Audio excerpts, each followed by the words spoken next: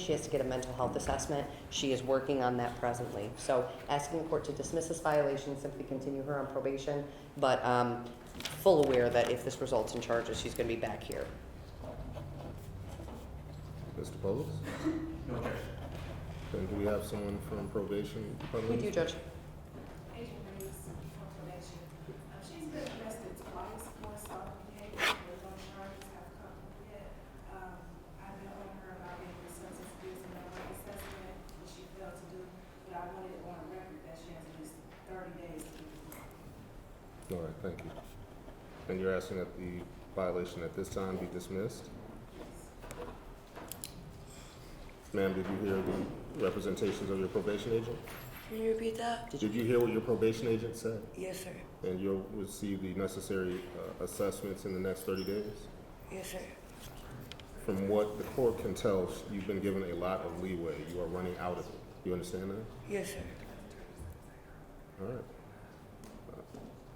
If I hear you haven't completed that assessment, we've done all we can do with you outside. You understand that? Yes, sir. All And right. it's a court order, so it also violates your probation. You understand that? Yes. It means the judge is going to lock you up. 100%. All right. Yes, sir. All right. We'll dismiss the violation. Thank you, Judge. Thank you. Thank you. Thank you, Judge. Thank you. Have a good day. Call Shirah. Mr. Milhouse isn't here yet, Judge. All right. Mr. Carter.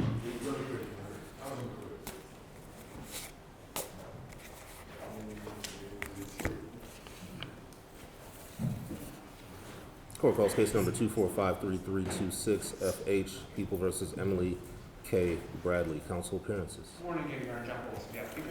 Earlier, I think Mr. Carter appearing on behalf of Ms. Bradley. She is standing and present to my left today. We understand the days that they set for final pre-trial effective starting for Wednesday. I had a offer brought to me by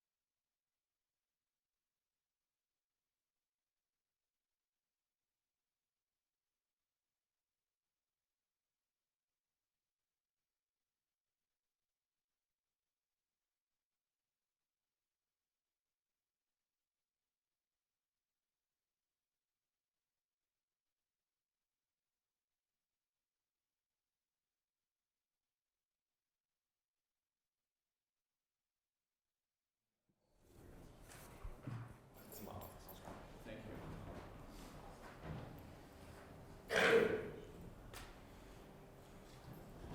Court calls case number 2533738 FH People versus Cory James Harmon. Counsel appearances. Morning, Your Honor. John Bawls. Yeah, people. And good morning, Your Honor. Michael Beer on behalf of Mr. Harmon, who is standing to my right.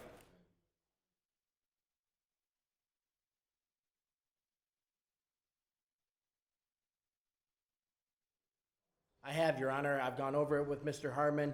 We don't have any additions or corrections or deletions to it. No challenges to the guidelines either, Your Honor. Thank you. Agreed. That's all that, Your Honor. Elocution? Judge, I'm asking court filed a sentence agreement that we reached in order to get this case resolved. The defendant is going to, per the agreement, receive no from jail or prison and comply with the terms of the probation court sets. He's got pretty high stakes here. He's agreed to HO4. That was the idea. Any more trouble, and we're not talking about probation extension or jail time. These numbers call for prison, and he can be assured we're going to be asking for the top end of those guidelines if he comes back. Thank you. Mr. Beer. Your Honor, I would 100% agree. The intention of this agreement was to make sure that Mr. Harmon is incentivized to complete his probation. He does have a significant history that much of it actually occurred almost 20 years ago. It doesn't resolve him of the fact that it's there. Mr. Harmon's been very, very forthcoming with me. This incident happened at a time in which he was in between insurances and he wasn't medicated. He's been proactive. He's going to counseling twice a month. He sees his psychiatrist at Tri-County Counseling once a month. He's back on his medications. He's doing significantly well, Your Honor, and he understands. We knew that these guidelines were going to be what they were when we did this agreement, knowing full well that if he has one mishap, it doesn't even have to be said by this court because I've reminded him. There'll be one place where he'll be going, and that is MDOC. And Mr. Harmon knows that he's been given a gift by the prosecutor and Your Honor, if you follow the agreement, to have the ability to determine whether or not he is out in society or if he's locked up at DOC. And I have no doubt he understands the need, his ongoing need for a lifetime of mental health treatment to prevent this situation from happening again. And I'd ask you to follow that, Your Honor. This was a no contest plea. There is pending civil litigation. That's why I want the court to know that Mr. Harmon has expressed to me that obviously he is incredibly apologetic and sorry for putting himself and everyone else at risk here. But if you ask him if he has a statement, I've advised him not to make it because it could affect his civil. So I'd ask you to follow the sentence agreement that we have, Your Honor. Thank you. And the court would hold nothing against Mr. Harmon for not making a statement given the nature of the no contest plea and any pending litigation. Sentencing hearing having been held, defendant stands before the court at 48 years of age, 6 prior felonies, 13 prior misdemeanors. This is a sentence for a violent offense, and the defendant is a habitual offender 4. Sir, you should know that the recommendation from probation was that you be sentenced to prison. You have received the benefit of an agreement with the prosecution for no upfront jail or prison at sentence and a period of probation. Your attorney is correct with your history and with the nature of this offense. Perhaps prison is where you should be going, but the court also understands that there may be some mental health issues as well, for which I hope that you are currently on medication for. Is that correct? Yes, sir. All right. Sentencing hearing having been held, defendant stands before the court again. 6 prior felonies, 13 prior misdemeanors. There is an agreement for probation. Court will sentence you to a 36-month period of probation. Crime victim fee of $130, state minimum cost of $68. You will receive credit for 1 day in jail. The focus on that probation is to maintain your medication, sir. If you can't keep up with it, we can't have you function in public. We have no other option. You understand that? Yes, sir. Counsel approach. I'm handing your attorney your notice of appellate rights. Sir, you'll sign one copy. That copy will come back to the court. You'll keep the other for your records.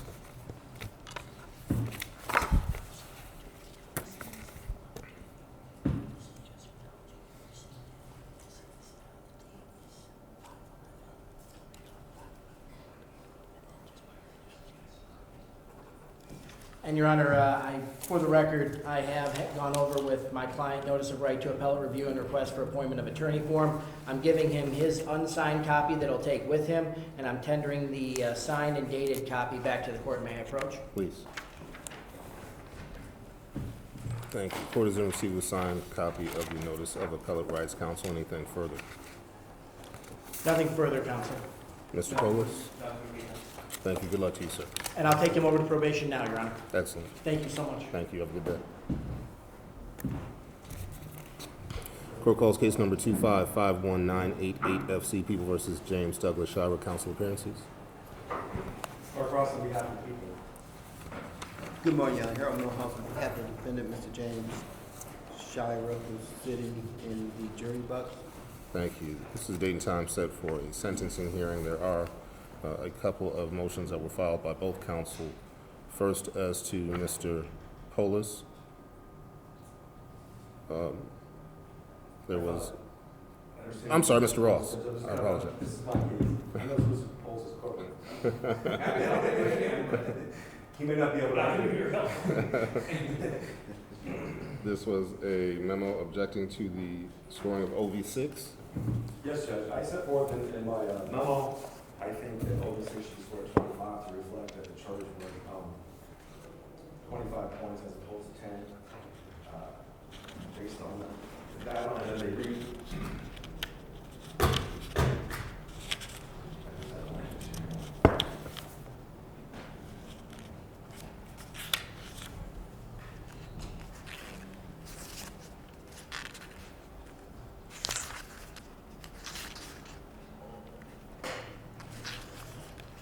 I think it's set forth in my brief that this was a second degree language reflected in the OV 6 as it relates to 25 points relates to a second degree pleading. There is a ability to drop that down to 10 in the second degree if there's some type of mitigating circumstances related to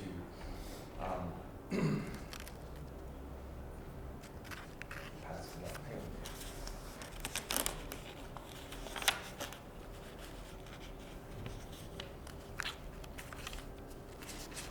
So OV6 is the fact to kill or injure another individual. 25 points should be scored on unpremeditated intent to kill, and intent to do great bodily harm, or create a very high risk of death or great bodily harm, knowing that death by great bodily harm is probable result. You can lower it. There's an extreme emotional state causing inadequate provocation before reasonable amount of time lapsed for the defender to claim that there was some negligence amounting to unreasonable disregard for life. Situation is when we presented to the court when the no contest plea was also video. The second degree, which is either unpremeditated intent to kill, to great bodily harm, known as a high risk of death, great bodily harm can occur. And part of it was the video. If you watch the video, there was some testimony at the exam, which the court also had. There was a fight where Mr. Taylor hit and or maybe spit on Mr. Shirah. There was no evidence. Testimony there was no gun.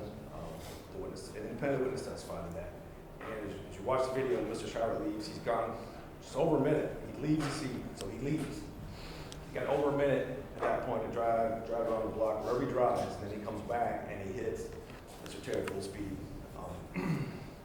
By his own admission, he never hit the brake. The testimony exam was there was no brakes were never hit. So I clearly think that there's an it's 25 points based on that. He had that time to leave. There was a fight, but there was no issue. I don't think there was a self-defense claim at that point. I mean, there was, but I don't think there is at that point. Once you leave and you have a minute to leave, I know people are going to say that's not very long, but it is. If you're driving away, you can leave, you can go home, you can turn left, you can turn right, you can keep going. He told to turn around, come back, hit him in the street. If you see the video, you're watching the video, swerves at him. Doesn't swerve the lips, he swerves at him. He's on the opposite side of the street where you should be traveling, and he swerved at him. So I think 25 points should be scored as in lieu of 10. Mr. Millhouse. Your Honor, the defense would respectfully object to that, just based on and agree with the way it was scored. And again, if we're talking about the video, I mean, it's just a matter of what you're seeing, because clearly we didn't see a swerve, but getting into the mechanics of that or trying the case now, that's not what we're here for. But I think that it should remain the same because everything was considered in order to score it, and that was appropriate. Thank you. Anything further, Mr. Ross? Nothing further, Judge. I wrestled on the numbers as well, Judge. OV6 at the 25-point score reads that the offender had an unpremeditated intent to kill, had the intent to do great bodily harm, or created a very high risk of death or bodily harm, knowing that death or great bodily harm was the probable result. The court did review the surveillance footage of the incident with both counsel's permission. What the court saw was the gentleman who was standing in the middle of an alley did note that the defendant left in a vehicle. There was a time lapse of approximately a minute where the defendant came back. The court noticed that there was an acceleration toward the gentleman in the street at a high rate of speed, particularly coming out of an alley, and the court did see the vehicle angle toward the victim, in this case, striking and killing him. Ultimately, the court finds that OV6 at 25 points is appropriate and will adopt that change. Anything further? Judge, I know OV5 would also score psychological review to members of the victim's family. I don't think there's anything in the record, but I've been provided some information about Mr. Taylor's children who have been going through counseling through school, I think, so that we can confirm as we go through the appeals process, there is an appeals process. But there's some evidence on the record of that. I think that suffices, and I'll present it to the court. I just got it this morning. Both of his children, or at least one of them, has been getting counseling through the school. Other than that, people have no additional changes or guidelines challenges, such as one's will be filed. All right, thank you. Nothing else for the people as it relates to guidelines or changes to the report, Judge. All right. Mr. Millhouse, you also had a motion for the court? As far as with respect to the defendant's request for downward departure sentencing memorandum, Your Honor? Yes, sir. Yes, yes, Your Honor. The court reviewed the sentencing memorandum. The court will hear any argument you may have at this time. Okay. Your Honor, as I indicated, Mr. Shirah and Turbo were best friends. And this incident happened on the night of Mr. Shirah's wedding. And Turbo, or Terry, was his best man and his best friend. Mr. Shirah has never been in trouble before. He's 24 years old now. Nothing as much as a traffic ticket. He's not a troublemaker. The night of his wedding, there was alcohol involved, arguments, fights that nobody anticipated because they were looking towards matrimony and living a life together for the next 20, 30 years as opposed to ending up in this situation. And in the motion that I filed with the court, we're asking to take in consideration the totality of these circumstances and consider what this really was. There was a fight, an argument with alcohol involved, and things just got out of hand. There was fighting, spitting. However, at one point, because Mr. Shirah is non-confrontational, he tried to leave. He left. He just left. But after leaving, he realized he left his wife and his brother-in-law. So he went back. He didn't go back to do anything but to pick them up. But that's when the incident happened upon his return. And Terry was in the street. Mr. Shirah is coming from the opposite direction. And whatever happened at that time, Your Honor, was something that happened without thinking, in a rage, irresponsible, but never was it intentional or purposeful. And as far as after the matter, leaving, that was panic, chaos, and he just didn't know what to do at that time. But never did he form or have any intentions on what happening. And as the motion covers all of our positions of the objectively verifiable mitigation factors, one of the things is the facts. This is not a malicious murder. As a matter of fact, it's atypical. This situation where you have friends, lifelong friends, best friends, and things get out of control. Facts and circumstances, depending on who looks at it, clearly want to present their argument, their side of the argument. The one thing for sure is, no matter what, we can't undo or change what happened. It happened, and that's done with. And now we have to deal with the consequences. And speaking of dealing with consequences, Mr. Shirah is going to have to live with those for the rest of his life. And he has been doing that since day one of the incident. And even now, he has nightmares. And the utmost remorse.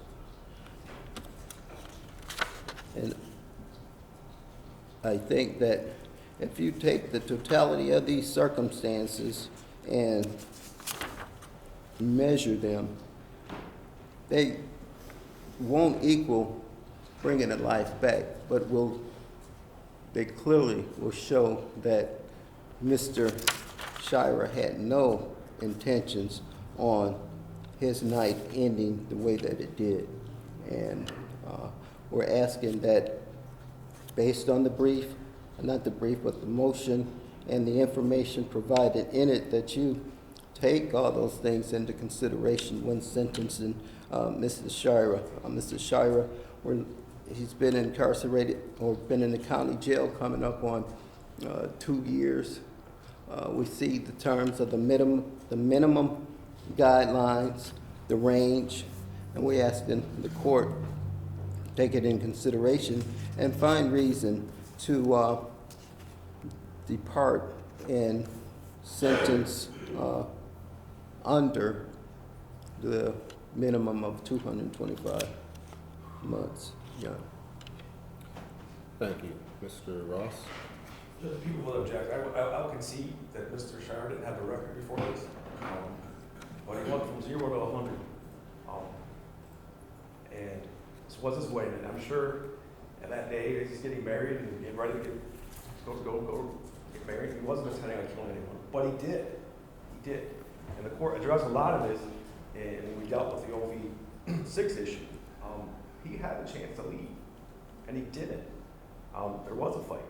And I think Mr. Bawls said something. This is a typical situation. The court sees a lot of these. There's no basis to downward depart. Alcohol and guns, a lot of times guns and alcohol, and drugs and alcohol and guns lead to a lot of these murders. It's not a basis to depart downward. If he wanted to say he was entitled to manslaughter and there was heat of passion or I don't know, whatever it was, we could have a trial. But he pled to second degree, knowing what the guidelines were. There was no agreement. We depart. You said it. You saw that video. The way he drove. He had that minute, Judge, at least, that minute to contemplate that. Some people don't get that. There is a fight, and sometimes they pull out a gun and shoot, but it's still second-degree murder if you do that. He had that time to leave, and maybe he did come back. Maybe originally he wasn't going to come back in his wife. I don't know, but what we see on that video is him not going back to pick anybody up. He's not driving the speed limit, probably twice the speed limit. We didn't get to that, it's not in the record, but it was very high if we would have got to the expert accident reconstructionist. He didn't stop. He goes to the street and he points the hands right at him. And that moment he intended to kill him. He did. And there arguably could have been first degree. He had that 1 minute to think about it and drive around while he thought what he was doing and came back. I don't think there's anything in the record, Judge. Alcohol isn't the basis to depart downward. That's not it. We don't have diminished capacity because of alcohol. We just don't have the law doesn't account for that.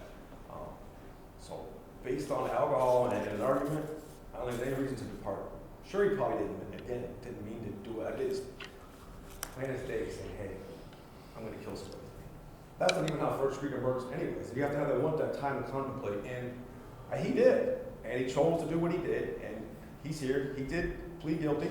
There's nothing in the record to indicate there's any basis for the court to depart outside the guidelines. Thank you. Anything in rebuttal? Your Honor, I can just go back and forth all day, and clearly we know that Mr. Shirah didn't intend on killing anybody. I mean, I forgot about that. And he left, Judge. He left his best friend, left him in the street, went home. you already had your Went chance to down say that. And left, Judge. I forgot that. I apologize. And he left him in the street dying. Didn't call 911. Thank you. As I was saying, I know, well, yeah, he left. We know he left, but he did come back. He came back, he left, just like stated earlier.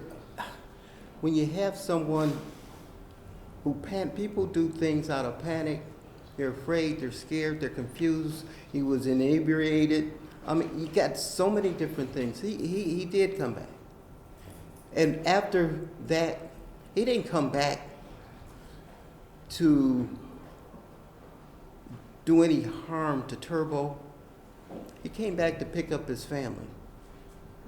However, things just got worse. This was something that happened that, again, if he could do all over again, he would. But we're here now. And what happened was clearly an accident. There's no doubt in anybody's mind that was involved in this. And if Turbo was here today, he would probably tell you too that it was an accident. They've been best friends. They have their moments, their differences, but never to the degree to harm or kill the other. Thank you. Thank you. The court, again, reviewed the footage of this incident, and respectfully, Mr. Millhouse, the court disagrees. There was nothing accidental about what took place. The court declines to issue a downward departure at sentence based on its review of that footage, which, well, that's my ruling on your memorandum. Would you like to say anything else in sentencing? No, yeah. Thank you. Mr. Ross, is there any? I think we have one. We have one.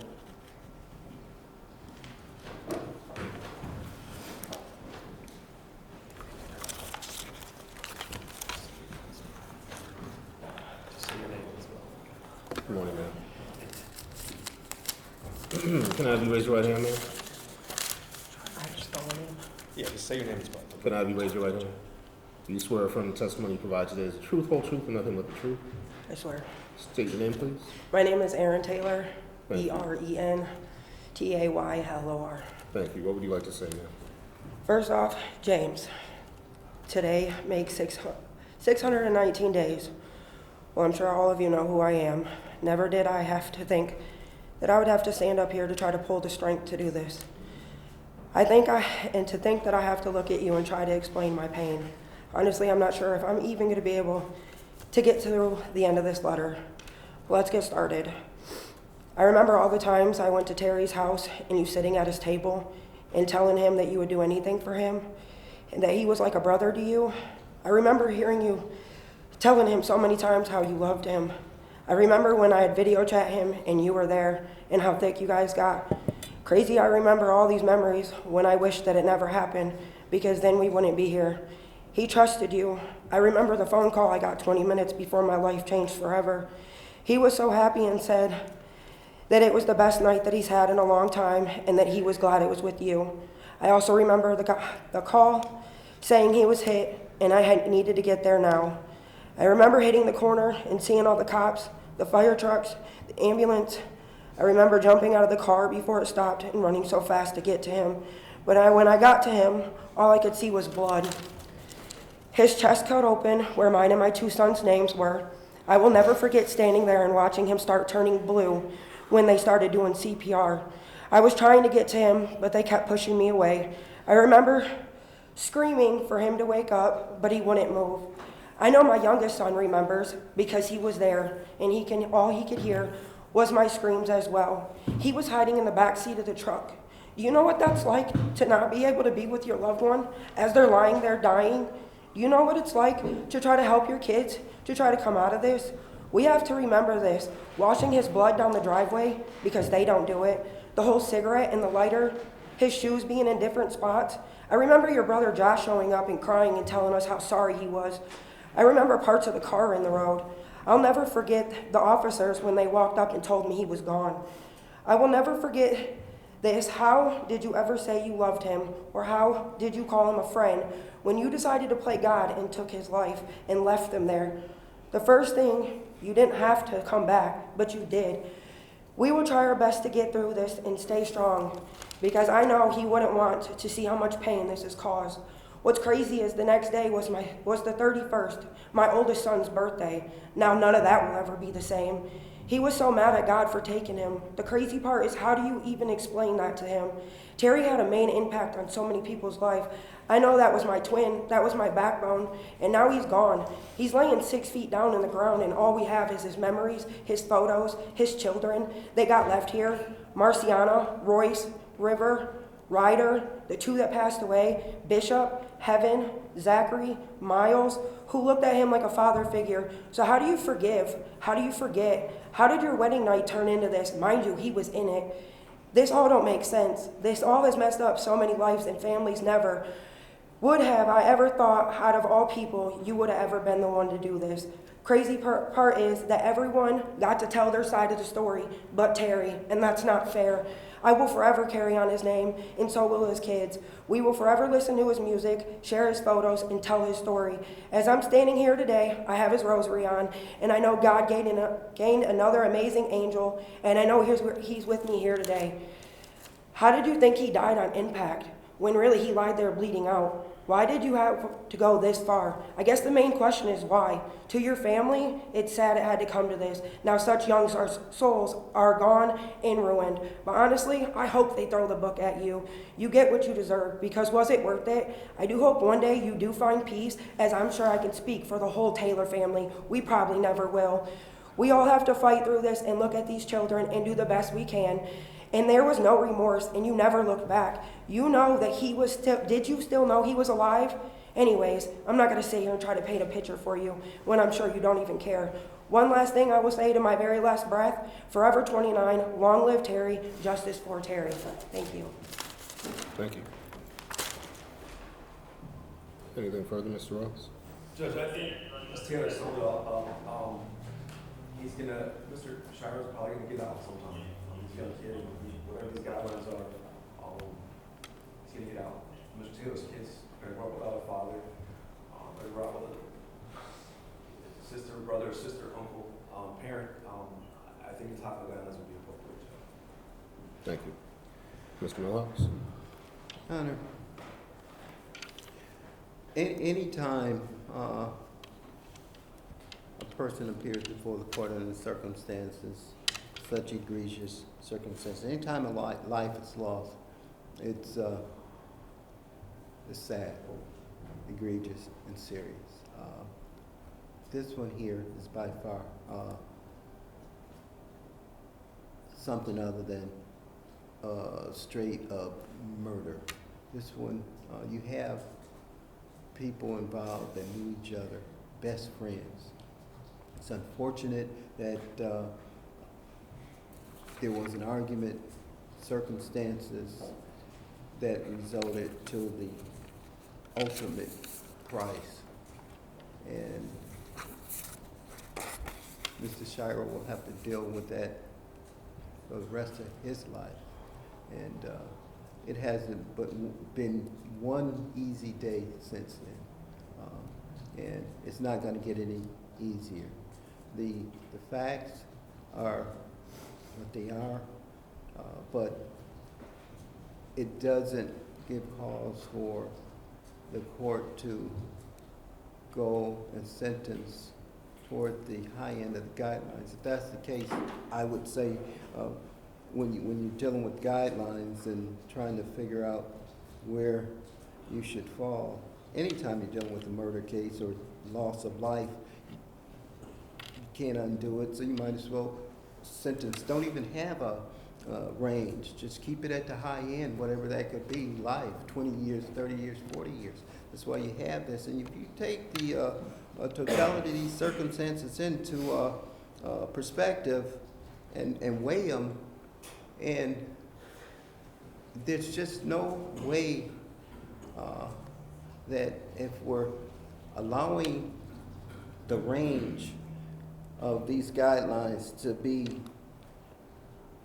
the to give you a range, or to give you an opportunity to consider what they are, we again, might as well not even have a range when we're dealing with a loss of life, because nothing you can do can undo it. It's sentencing him for the high end just because we lost a life. I should not take in light of just because a life is lost, but that's where we are. A life is lost. And we're asking that you consider what James has gone through to give him a fair sentence. That's what he's asking for. He's admitted responsibility, accepted responsibility, but as far as his sentence, make it a just and fair sentence, and not just to, because a life was lost, hit him with the high or maximum amount allowed at this time, Judge. This was a no contest plea, correct? Yes, Your Honor. Yes, it was. Again, Mr. Milhouse, I respectfully have to disagree with you. A no contest plea is a plea for which the defendant specifically denies responsibility, but notes that there is a likelihood that were he to proceed to trial, he would be convicted of an offense. He may have some acceptance of responsibility at this time, but the nature of the plea did not reflect that. Can I say something? Yes, please. Your Honor, the no contest plea was just to put and move things forward. I mean, even when he didn't have to say, he still admitted that he did something wrong, or he did something that he regrets, and he's responsible for it. The no contest plea is still treated for the purposes as a guilty plea, and the court just allowed, or the parties have allowed Mr. Shirah to plead no contest. But if we thought that it would affect us during sentencing, then we could have just went out and just said, do the plea, and you can ask him all the questions that we asked and read into the record anyway. We did that. The court is not going to punish the defendant for a no contest plea, to be certain. The court is going to punish the defendant for the actions that took place on that night. All right? Understood, Your Honor, and we're just asking that there's a range, and we ask that based on the circumstances, that the court consider the low end of the guideline. Thank you. Would Mr. Shirah like to address the court? Yes, Your Honor. Can he stand up here? Yes, sir.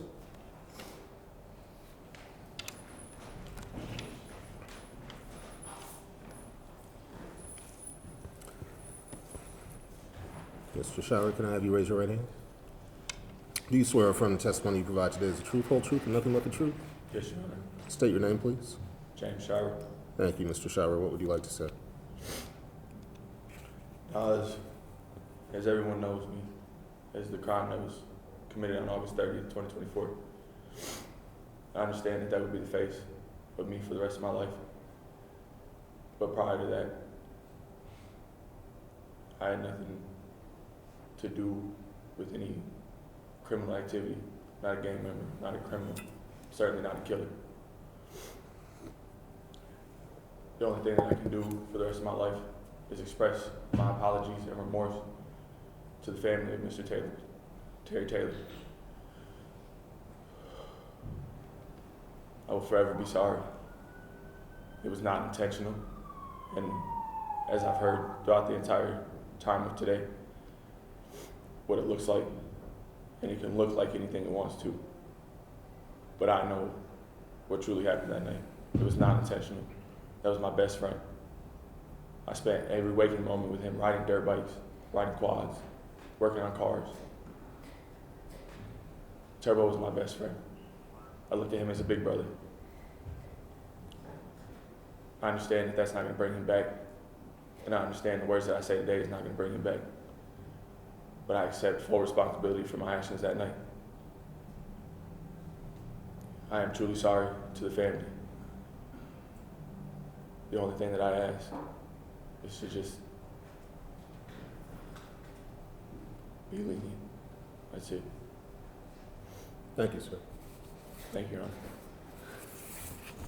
Sentencing hearing having been held, defendant stands before the court convicted of second-degree homicide, operating with a license revoked, causing death, and failure to stop at the scene of a death.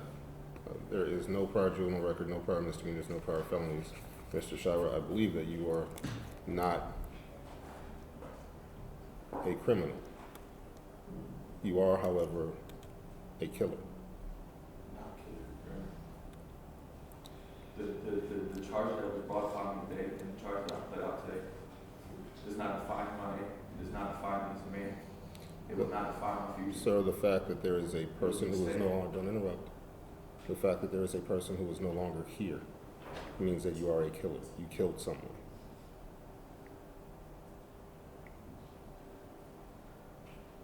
I can't imagine a circumstance whereby on what is probably supposed to be your happiest day, you have now lost your best friend. You have, for all intents and purposes, lost the physical presence of your wife. And you murdered someone. And the court reviewed that footage, and it was shocking,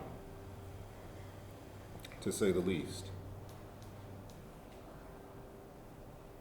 I give you credit for turning yourself in. I give you credit for accepting the responsibility.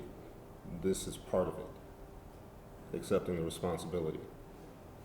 You have to accept the responsibility that there are children who will grow up without a parent because of you.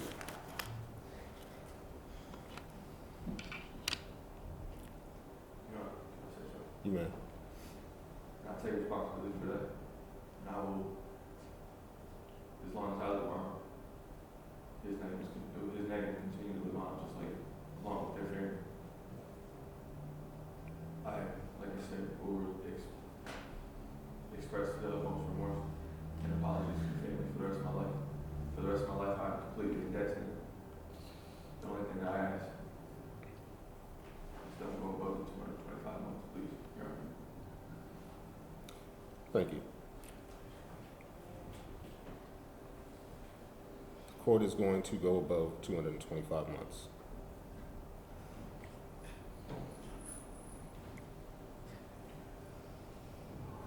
You cannot take back what happened. I believe that you will regret it for the rest of your life. I believe you will be sorry for the rest of your life. Your attorney indicated that you will have to live with this for the rest of your life. The key word in that sentence is live. There is someone who is no longer living. And this is the period at which, I suppose you could say, you man up and take that. Take it.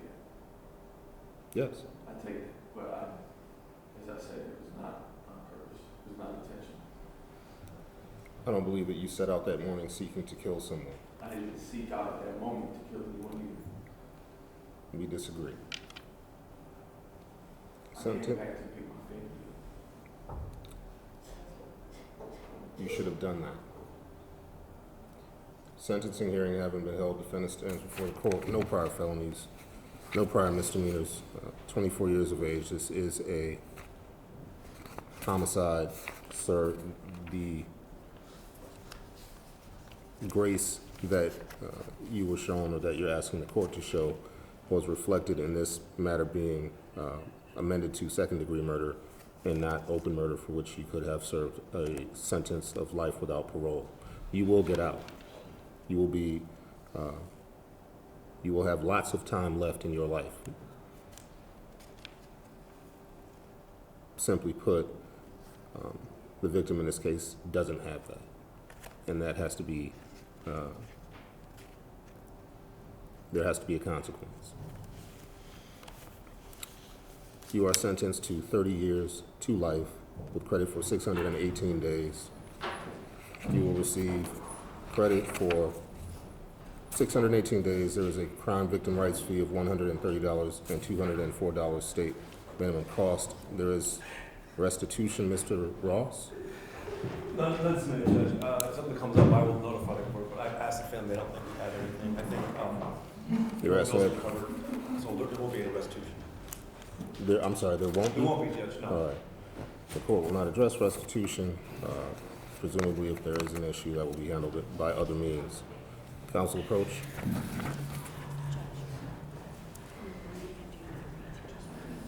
Oh, yes.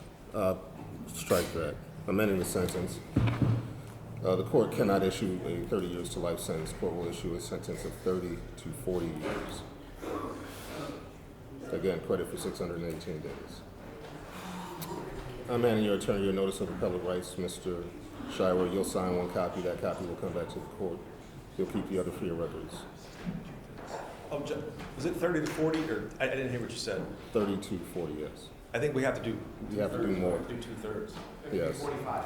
Yeah, I think 45. Again, amending the sentence 30 to 45. Thank you.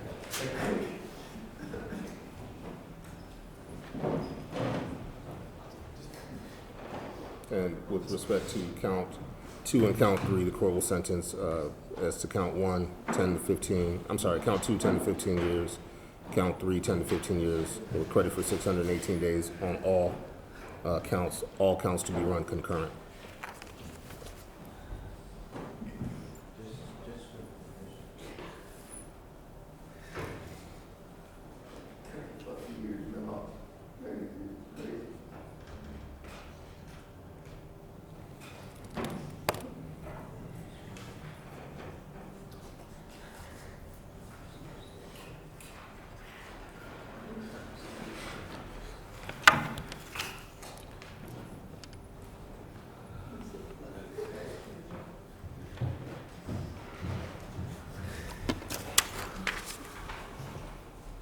Court is in receipt of the signed notice of appellate rights. Counsel, anything further?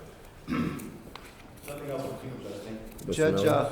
a couple of corrections on the pre-sentence investigation report. First page and anywhere where it says appointed or retained, I am retained, and the other one is on the front page, it says defendant's name, Shirah James Stephen. It should be Shirah James Douglas. No objection, Judge. Court will adopt those changes. Anything further, Mr. Milhouse? No, Your Honor. Thank you. All right. Good luck to you, sir.